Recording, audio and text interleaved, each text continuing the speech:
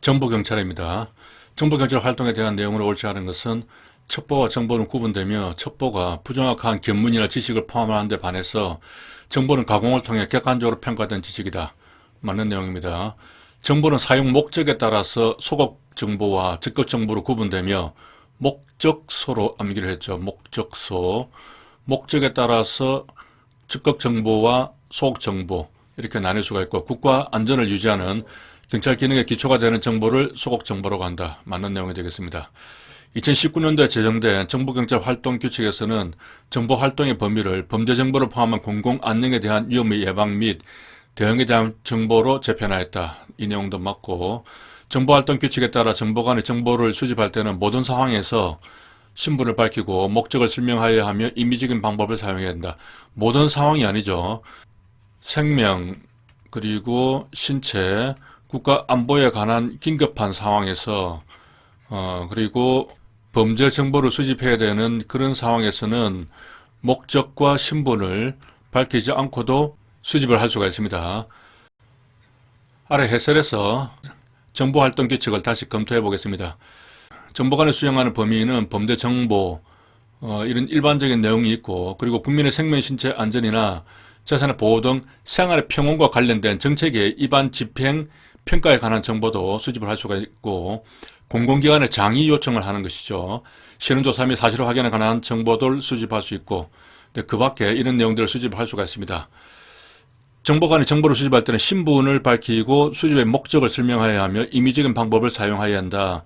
정보관은 생명, 신체의 안전과 여기에 재산은 포함되지 않죠. 국가의 안보에 긴박한 위험이 발생할 우려가 있는 경우와 범죄 정보를 수집하는 경우에 신분 밝힘과 목적 설명을 생략할 수 있다. 이렇게 규정되어 있습니다. 이 내용에 임의적인 방법을 생략할 수 있다는 그런 내용은 포함되어 있지 않습니다. 제가 기본서 강의할 때 정보활동 규칙에 대한 내용은 별도로 설명을 하지 않았는데 개별적으로 읽어보시고 전체적으로 정리를 좀 해두시기 바랍니다. 전체 강의가 끝나고 나중에 정보활동 규칙에 대해서는 따로 보강을 할 수 있도록 하겠습니다. 정보를 출처에 따라 분류할 때 그 설명 중 적절한 것은 근본 출처 정보는 정보 출처에 대한 별다른 보호 조치가 없더라도 상시적으로 정보를 획득할 것으로 기대되는 출처, 이것은 근본이 아니고 공개 출처 정보에 대한 설명이죠. 비밀 출처 정보란 정보관이 의도한 정보 입수 시점과는 무관하게 시점과 관계되는 것은 정기 출처 또는 우연 출처가 되겠습니다. 정기 출처 정보는 정기적으로 정보를 획득할 수 있는 출처로부터 얻은 정보로 일반적으로 우연 출처에 비해서 신빙성과 내용의 신뢰성 면에서 우위를 점하고 있습니다. 정기 출처가 우연 출처보다 신뢰성이 더 높죠. 신뢰성과 관련해서는 부, 근, 공비, 우정으로부터 정보를 수집을 하죠. 이 내용이 정보의 출처가 되겠습니다. 신뢰도는 부차적인 것보다 근본 출처가 더 높다고 볼 수 있고 공개 정보나 비밀 정보나 신뢰도는 비슷한 수준입니다. 그리고 우연 출처보다는 정기 출처가 더 신뢰도가 높다 이렇게 볼 수 있습니다. 순서대로 두 문자로 암기를 하면서 오른쪽에 있는 것이 왼쪽에 있는 것보다 신뢰도가 높다라고 기억을 하면 되겠습니다. 간접 정보나 중간 매체가 있는 경우의 정보로 정보관은 감지를 하게 되지만은 주관이나 편견이 개입될 소지가 있죠. 그런 면에서 직접 정보에 비해서 신빙성과 내용의 신뢰성이 낮게 평가될 여지가 있다. 이 내용이 맞는 내용이 되겠습니다.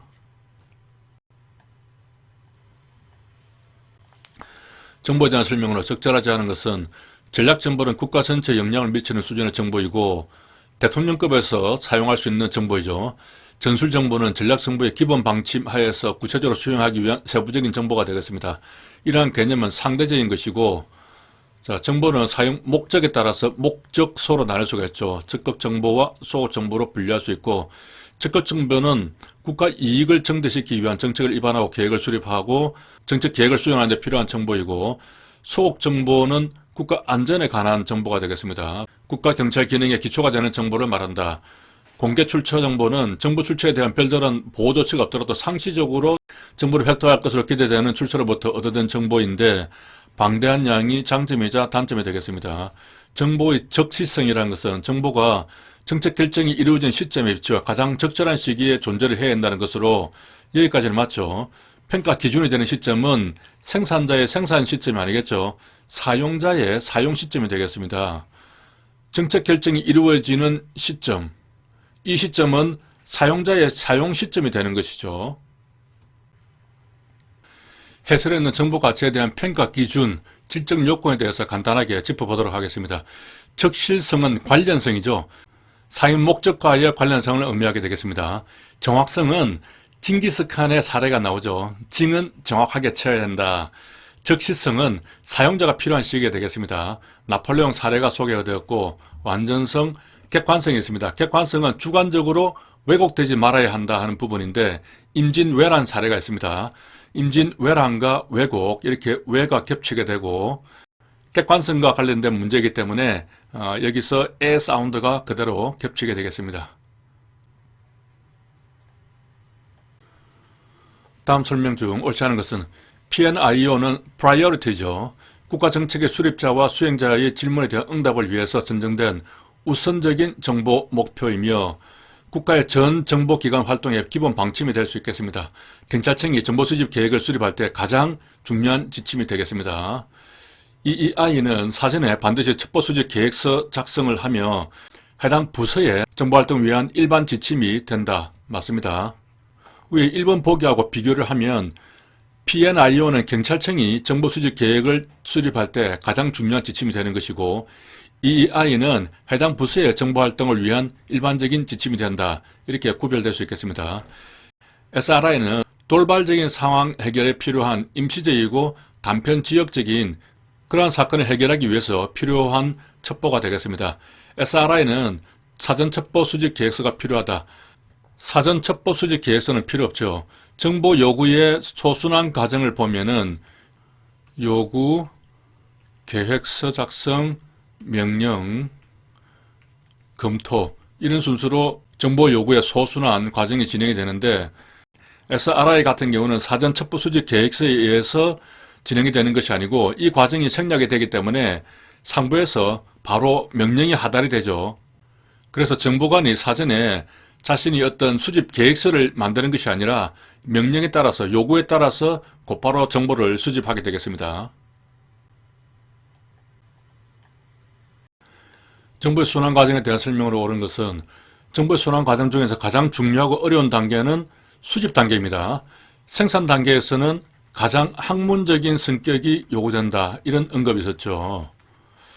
첩보 수집 단계의 소순환 과정은 첩보의 기본 요소 그리고 요계 명금이죠. 요계 명금을 요구한다. 그렇게 암기를 했습니다. 따라서 수집 단계가 아니고 요구 단계가 되는 것이죠. 소순환 과정은 선기, 평발, 종해 순으로 됩니다. 따라서 선기, 평발, 선기가 평발에 의해서 육산선수인데 바로 종료를 시켰죠. 순서가 잘못됐습니다. 정보의 순환은 연속적 또는 동시에 이루어질 수도 있다. 맞습니다. 정보가 순환이 되다가 다시 뒤로 돌아갈 수도 있고 앞으로 쭉 나아갔다가 되돌아갈 수도 있죠. 그렇기 때문에 연속적 또는 동시에 이루어질 수 있다. 이렇게 표현할 수 있습니다.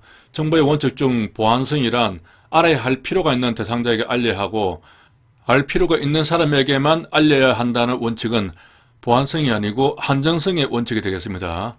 한 알만 필요하다. 이렇게 암기를 했습니다. 따라서 알 사람만 알아야 되는 원칙은 한정성의 원칙 또는 필요성의 원칙이 되겠습니다. 정보 배포 수단 중 특별 보고서는 어떤 기관 또는 사용자가 요청한 문제에 대해서 정보를 작성하고 배포하는 방법이다. 요청한 문제에 대해서 정보를 작성하는 방법은 지정된 연구과제이죠. 지정된 연구과제. 특별 보고서는 아니겠습니다. 특별 보고서는 축적된 정보가 어떤 가치를 가질 때 발간하게 되는 것이죠. 정보 배포 원칙에 대해서 적절하게 연결된 것은 특정 정보가 정보 사용자에게 배포가 되었다면 그 정보의 내용이 변화하거나 혹은 추가로 입수됐을 때 지속적으로 배포되어야 한다. 이것은 계속성의 원칙과 관계되죠. 정보는 사용자가 사용하고자 하는 시간에 맞추어서 적시성이 되겠습니다. 정보는 사용자의 능력과 상황에 맞춰서 적당한 양을 조절해야 된다. 적당성이 되겠죠. 적당한 양을 생산자가 판단해서 사용자에게 전달이 되어야 하겠습니다. 정보개체 활동에 대한 설명으로 적절하지 않은 것은 관련 문서의 배포 범위를 제한하거나 문서에 대한 내용이죠.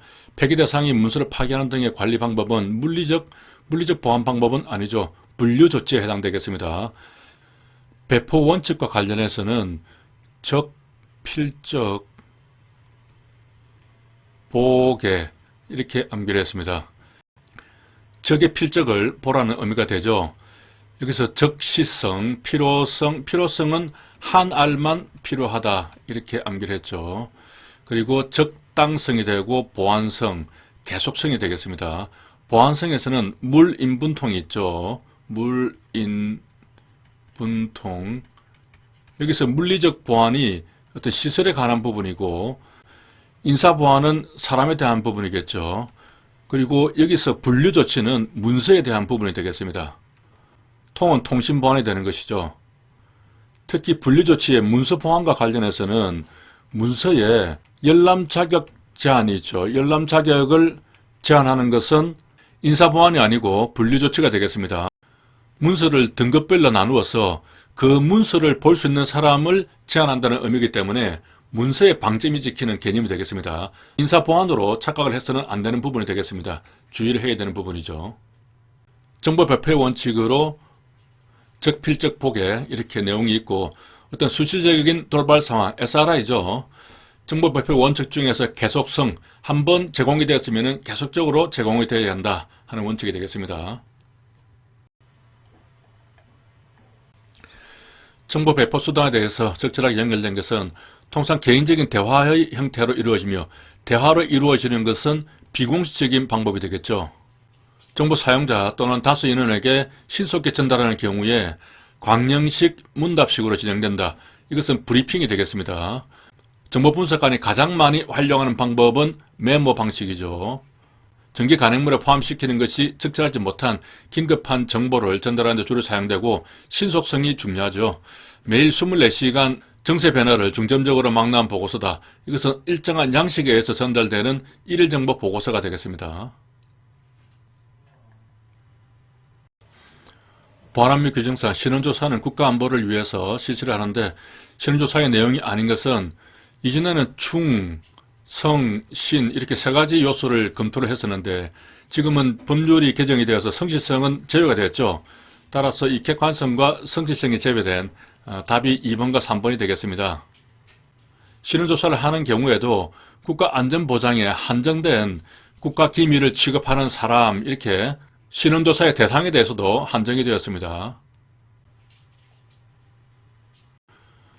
보안 및 규정상 신원조사에 대한 설명으로 적절하지 않은 것은 국정원장은 안전보장에 한정된 국가기밀을 취급하는 사람의 충신을 찾으려고 신원조사를 하는 것이죠. 성질성이 제외됐습니다. 신원조사는 국정원장이 관계기관의 장의 요청에 따라서 행한다. 여기에 직권으로 하거나 이 부분을 좀 삭제를 해주시기 바랍니다. 이렇게 해서 맞는 지문으로 만들어주시기 바랍니다. 여기 직권으로 하는 부분이 보안업무 규정이 개정이 되면서 삭제가 되었습니다. 아래 해설을 보면은 국정원장이 직권으로 하는 신원조사 제도를 폐지를 했죠. 이번에 폐지가 되었습니다. 따라서 관계기관의 장이 국정원장에게 신원조사를 요청하는 경우에만 이때만 신원조사를 할 수 있도록 이렇게 개정이 됐습니다. 이렇게 이 부분을 삭제를 해서 맞는 지문으로 좀 만들어 주시면 좋겠습니다. 국가보안시설 보호장비를 관리하는 기관의 장, 신원조사의 대상자로서 공비보장직으로 암기를 했습니다. 보장직이 되는 것이죠. 이렇게 맞는 내용이 되고 국정원장은 국가안전보장에 해를 끼칠 정보가 있음이 확인이 된 사람에 대해서는 반드시 통보를 해야겠죠. 할 수 있다가 아니라 통보를 받은 관계기관의 장은 신원조사 결과에 따라서 필요한 보안 대책을 반드시 마련하여야 합니다. 보안업 규정상 신원조사에 대한 설명으로 적절하지 않은 것은 신원조사는 경찰청장이 직권으로 하거나 청장이 직권을 하는 부분은 없죠. 경찰청장이나 국방부 장관은 국장원장의 위탁을 받아서 신원조사를 할 수는 있습니다. 아래 해설을 보면은 국정원장의 직권도는 이렇게 또 한 번 더 실수가 있었죠. 이 부분을 삭제를 해주시기 바랍니다. 국정원장이 관계기관의 장의 요청이 있는 경우에만 신원조사를 실시하게 되는데 필요한 경우에는 국방부 장관이나 경찰청장에게 신원조사를 위탁을 할 수가 있겠습니다. 공무 임용 예정자, 국가안전보장에 한정된 국가기밀을 취급하는 직위에 임용될 예정인 사람 이렇게 대상자가 제한됐습니다. 비밀 취급 인가 예정자, 국정원장은 실험조사 결과 확인된 사람에 대해서는 반드시 통보를 하여야 한다. 이 내용이 맞는 것이 되는 것이죠. 신원조사 대상자에 대해서도 이번에 개정이 있었는데 정리를 하고 넘어가도록 하겠습니다. 공무 임용 예정자에 대해서 이전에는 이러한 한정되는 규정은 없었지만은 이번에 새로 신설되었고, 비밀 취급 인가 예정자, 보안시설 장 또는 직원 이렇게 규정이 되면서 여기에 공공기관의 임원에 대한 부분도 삭제가 되었습니다. 따라서 두 문자만 따면은 공비, 보장직이 되는 것이죠. 신원조사 대상자가 매년 이렇게 축소가 되고 있습니다. 집시법에 대한 설명으로 적절한 것을 모두 고른 것은 집회 시위 주최자, 질서 유지인은 특정한 사람이나 단체가 집회나 시위에 참가하는 것을 막을 수가 있죠. 다만 언론사에 기자는 출입이 보장되어야 하고 이때는 신분증과 완장을 착용을 해야 되겠습니다. 기자와 경찰은 집회에 참가하지 않도록 통보를 하더라도 집회 현장에 나가는 그 목적이 집회나 시위에 참가하려는 목적으로 가는 것이 아니죠. 그렇기 때문에 참가 금지를 통보하더라도 항상 출입을 할 수가 있습니다. 다만 언론사의 기자는 신분증과 완장을 착용을 해야 되고 경찰은 정복을 입고 출입을 할 수 있다. 그렇게 규정이 되어 있죠. 단체는 집회 시위의 주최자가 될 수 있습니다. 단체도 될 수 있고 이런 경우에는 주관자를 통해서 집회를 주최를 하게 되겠죠. 집회 시위의 주최자는 18세 이상의 사람을 질서 유지인으로 임명을 할 수가 있죠. 이때 나이는 18세가 되겠습니다. 18세 나이에 대해서는 18세 처가 영계 음질로 경보한다 이렇게 암기를 했습니다. 질이 나오는데 이때 질이 질서 유지인이 되겠습니다. 학문, 예술, 체육, 종교 등에 대해서는 확성계 등의 사용에 제한 규정을 적용하게 되겠죠. 이러한 신고하지 않는 집회도 집회에는 해당되기 때문에 확성기 사용 제한의 규정은 적용이 됩니다. 다만 1인 시위나 1인 집회에 대해서는 집회 시위를 보지 않기 때문에 확성기 사용 제한 규정이 적용되지 않습니다.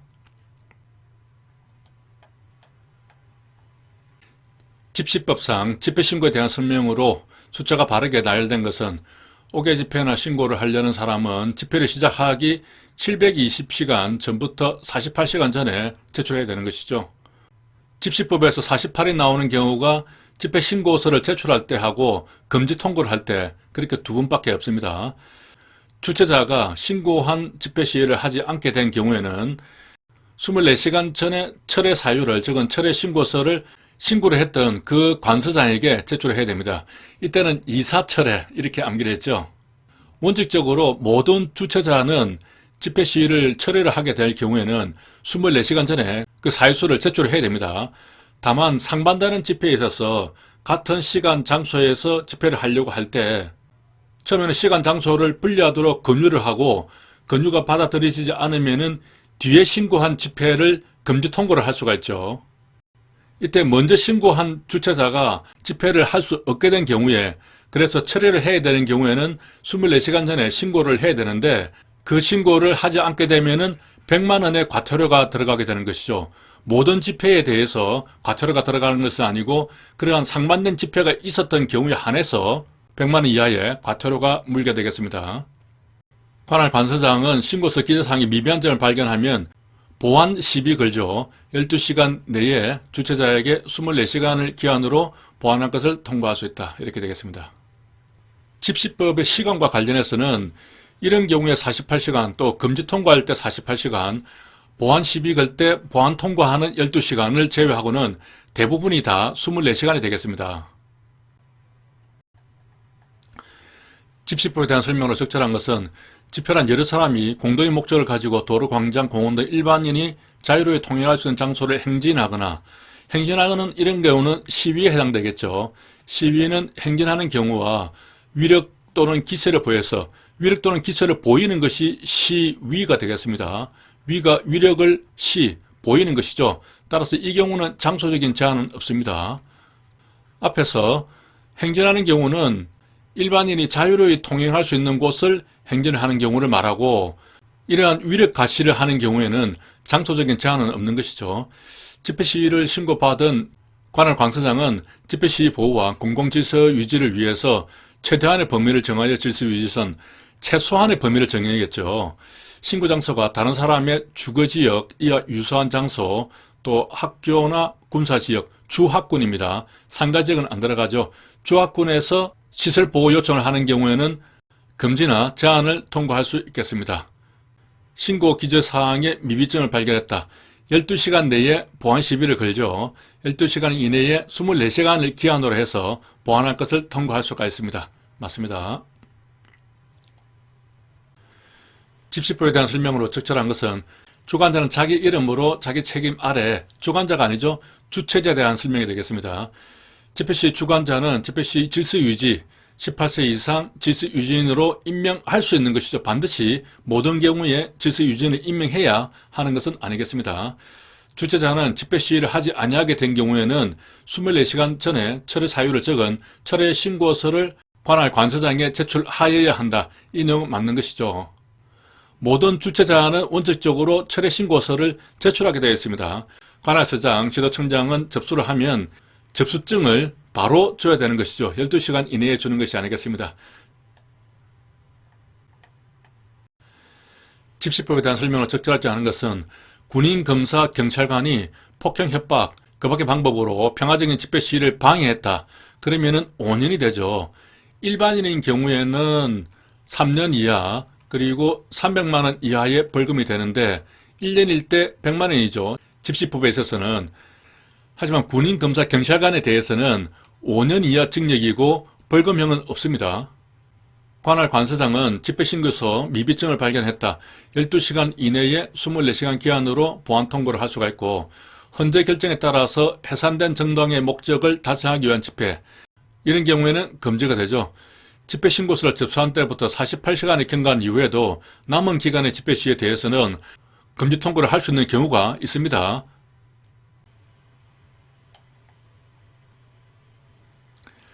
집시법에 대한 설명으로 적절한 것은 각 단체가 전북 관할이죠. 5개 지표를 갖고 충남 관할까지 행진을 하겠다. 이러면 지방청이 2개가 걸치게 됩니다. 이런 경우에는 경찰청장의 집회신고서를 제출하는 것이 아니고 주최지를 관할하는 시도청장에게 집회신고서를 제출하면 되겠습니다. 서장은 집회신고에 대해서 형식적인 미비점뿐만 아니라 내용에 대해서는 할 수가 없습니다. 주최자는 신고한 5개 집회 시위를 하지 아니하게 됐다. 그렇다면 철회 신고서를 24시간 이내에 제출해야 되는 것이죠. 모든 주최자에 대해서 해당이 되겠습니다. 정당한 사유 없이 철회 신고서를 제출하지 않았다.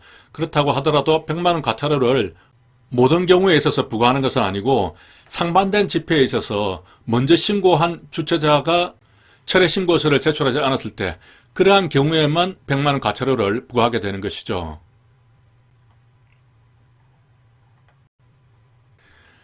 집시법, 동법 시행령에 대한 설명으로 적절한 것은 관할 관서장은 집시법에 따른 신고서 기재사항 미비점을 발견하게 되면 접수증을 교부한 때로부터 12시간 이내에 보안 시비를 걸게 되겠죠.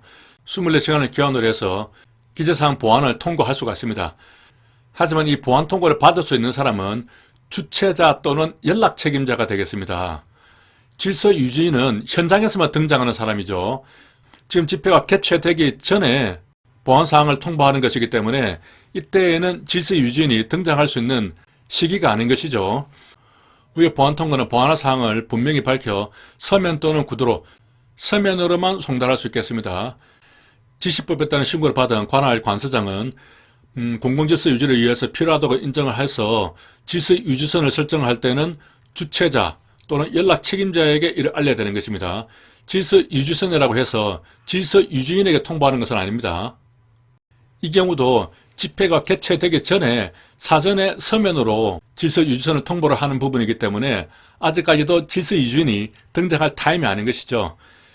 집회 시 장소의 상황에 따라서 이 경우는 이제 현장을 의미하겠죠. 이러한 현장에서는 질서 유지선을 새로 설정하거나 변경하는 경우에 반드시 서면으로 할 필요는 없고 서면 또는 구두로도 할 수가 있겠습니다.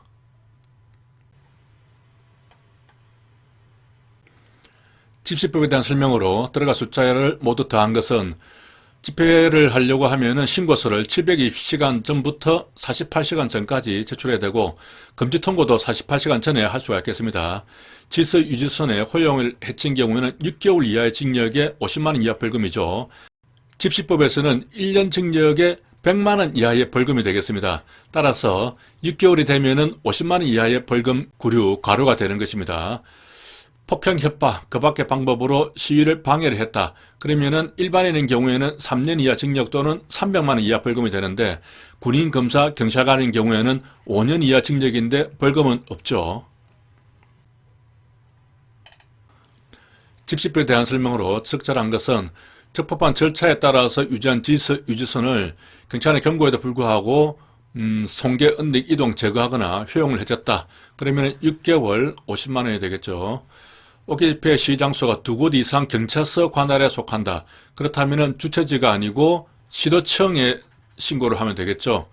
만약에 시도청이 2개 관할에 걸친다면 주최지를 관할하는 시도청에 제출을 하면 되겠습니다. 신고사항에 대한 미비점을 발견했다. 12시간 이내에 24시간을 기한으로 해서 보완할 것을 통고할 수 있겠습니다. 반드시 통고해야 되는 것은 아닙니다. 주관자는 자기 이름으로 하는 것은 주최자가 되겠습니다.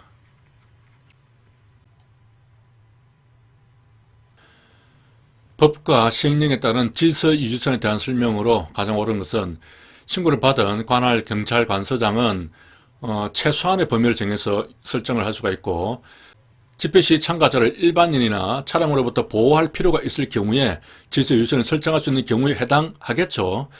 경찰관서장은 질서유지선을 설정할 때 사전에 질서유지인에게, 질서유지인은 질서유지선을 사전에 서면으로 통보를 받을 수 있는 대상자에는 해당되지 않습니다.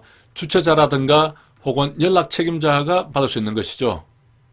적법한 요건에 따라서 설정한 질서유지선을 경고에도 불구하고 정당 사유 없이 송계를 하거나 효용을 해줬다. 그러면 6개월 50만원이 되겠습니다.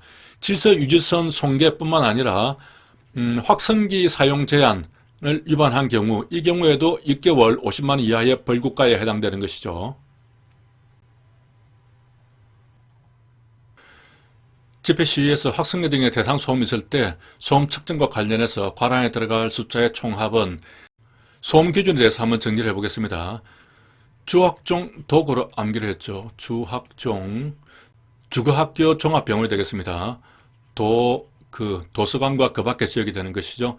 이 경우에는 주간이 있고 야간, 심야가 있습니다. 심야인 경우에는 00시부터 07시까지죠. 주간인 경우에는 뽀삐목, 뽀삐초보 이렇게 암기를 했습니다. 뽀는 65가 됩니다. 뽀삐목, 뽀삐인데 이때는 야간하고 심야가 같죠. 그래서 이렇게 바로 60이 되고, 그 밖의 지역은 초보니까 75, 65가 되겠습니다. 이것이 등가 소음도고, 최고 소음도는 여기에 플러스 20을 해주면 되죠. 다 이렇게 플러스 20만 똑같이 해주면 되겠습니다. 그런데 그 밖의 지역에 있어서는 통으로 75에다가 20을 더해주죠. 그렇기 때문에 95가 되겠습니다. 문제를 보면 주학종의 등가 소음도는 뽀삐니까 60이 되고, 그 밖의 지역에 있어서 등가 소음도는 주간에는 초보니까 75, 65가 되겠습니다. 확성기 등의 대상 소음이 있을 때는 측정한 소음도를 측정 소음도로 하고, 같은 장소에서 확성기 등의 대상 소음이 없을 때 5분간 측정한 것을 배경 소음도로 하죠. 등가 소음도는 10분간 측정하게 되겠습니다. 측정 소음도가 배경 소음도보다 10dB 이상 크면 배경 소음에 보정 없이 측정 소음도를 대상 소음도로 할 수가 있겠습니다. 집시법 별표의 확성기 등 소음 기준에 대한 것으로 적절하지 않은 것은, 주학종인 경우에 주간에 있어서는 뽀가 되니까 65가 맞습니다. 그 밖의 지역에서 야간 심야 시간 확성기 등의 등가 소음도, 그렇다면은 초보가 되니까 65가 되는 것이죠. 소음 측정 장소는 피해자가 위치한 건물 외벽에서 소음 방향으로 1 내지 3.5m 떨어진 지점 맞죠? 그리고 높이에 대해서는 지면에서 1.2에서 1.5m 정도, 어깨 높이 정도가 되겠습니다.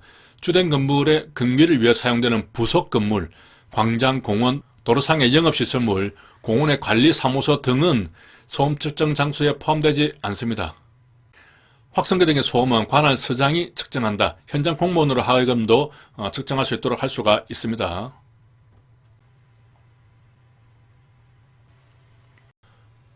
다음 좀 옳지 않은 것은 단체는 주최자가 될 수 있죠. 주최자는 금지 통보를 받았다. 그러면 10일 이내에 해당 경찰 관서의 바로 위에 상급 관서장에게 이의를 신청할 수가 있죠. 이때는 집회 금지를 하면 되게 열받기 때문에 열받으면 10일 내에 해야 되는 것이고 상급 관서에 이의를 신청할 수가 있겠습니다. 학물예술 이러한 신고가 필요하지 않은 집회에 있어서는 확성기 등의 사용 제한 규정도 적용을 하게 되겠습니다. 소음 측정 장소는 떨어진 데서 1에서 4.5m, 높이는 1.2에서 1.5m, 어깨 높이 정도에서 측정한다. 다만 주된 건물 경비를 위해 사용되는 부속 건물 등은 제외를 하게 되겠죠. 집시법 시행에 대한 설명을 옳은 것을 모두 고른 것은 관할 관서장이 권한을 부여하면 경찰서 경비교통과당도 해산 명령의 주체가 될 수 있다. 맞습니다. 자진해산 요청은 직접 집회 주최자에게 공개적으로 해야 된다. 주최자가 아니고 참가자들에게 공개적으로 해야 되는 것이죠. 자진해산 요청에 따르지 아니하는 경우에는 3번 이상 자진해산할 것을 명령을 하고 그러기에도 불구하고 해산하지 않으면 직접 해산할 수가 있습니다. 해산 절차는 종자해직이죠. 종자해직, 종교선언 요청, 자진해산 요청, 해산 명령, 직접 해산이 되겠습니다. 자진해산 요청은 한 번만 해도 되는 것이죠. 요청하는 것은 한 번만 해도 되고 해산 명령, 명령은 3번 해야 되겠습니다. 종교선언은 주최자에게 요청하되 주최자 소재를 알 수 없는 경우에는 주관자, 연락책임자, 질서유지인에게 하여하며 종교선언의 요청은 필요적 절차라도 생략할 수 있습니다. 필요적 절차이긴 하지만은 생략할 수도 있는 것이죠. 어떤 경우에 생략할 수 있냐면은 불미종 없는 경우에는 생략할 수 있습니다. 불미종 없는 경우. 불은 불법 집회고 미신고 집회라든가 혹은 종결선언을 한 집회가 되겠습니다. 그리고 주최자 등 4인방이 있죠. 이런 사람들이 없는 경우에는 또 생략할 수가 있겠습니다. 4인방은 주최자, 주관자, 연락책임자, 질서유지인 이렇게 4사람이 되는 것이죠. 여기까지 하겠습니다. 수고하셨습니다.